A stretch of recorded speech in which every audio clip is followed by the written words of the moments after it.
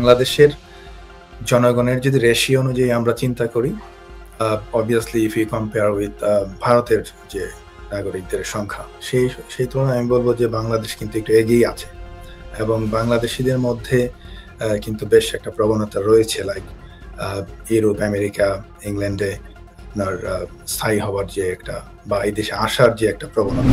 Specially আমি দেখেছি যে যারা সিলেটি তারা কিন্তু ভাবে যে সিলেটের একটা অংশ যে মানে নিজেদেরকে মানে লন্ডনের সিটিজেনই ভাবে।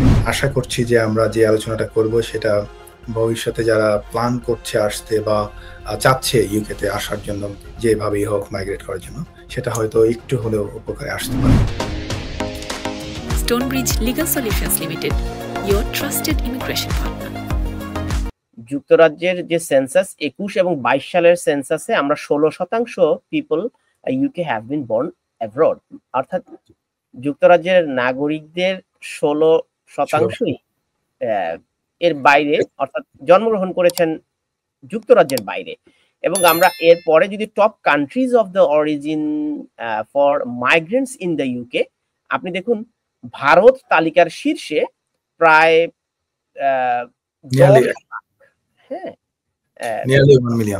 নিয়ারলি এ মিলিয়ন, অর্থাৎ 10 লাখ নাগরিক, ভারতীয় বংশোদ্ভূত নাগরিকরা ইংল্যান্ডে সেটেল হয়েছেন। ভারত হচ্ছে তালিকার শীর্ষে, অন্যদিকে বাংলাদেশ হচ্ছে তালিকার 9ম স্থানে। আপনি দেখুন বাংলাদেশ থেকে এসেছে 2,77,000 নাগরিক ইংল্যান্ডে মাইগ্রেটেড হয়েছেন। তো সংখ্যাটা তো আসলে অনেক বড় ব্যারিস্টার সঞ্জয়। বেশ বড়। আমি বলবো যে রিয়েলি পজিটিভ।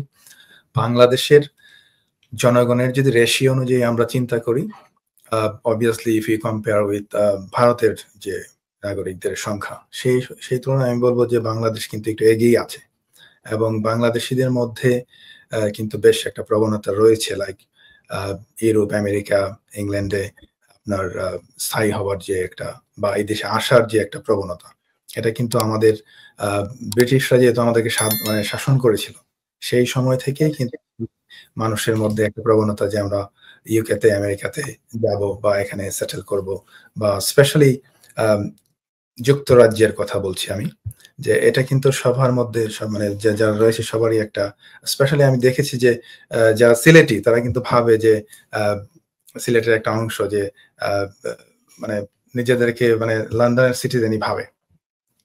সো বেসিক্যালি তাদের মধ্যে প্রবণতাটা কিন্তু বেশি। তাদের এখনো যদি আপনি দেখেন যে প্রত্যেকটা গ্রামে গ্রামে দেখবেন যে বেশ একটা বড় একটা অংশ কিন্তু লন্ডনে থাকে বা আশেপাশে থাকে, ইউকেতে থাকে। তো অবভিয়াসলি ওভারঅল মানে বিবেচনায় আমি বলবো যে এই সংখ্যাটা কিন্তু বেশ ভালো, বেশ positive for the citizens of Bangladesh.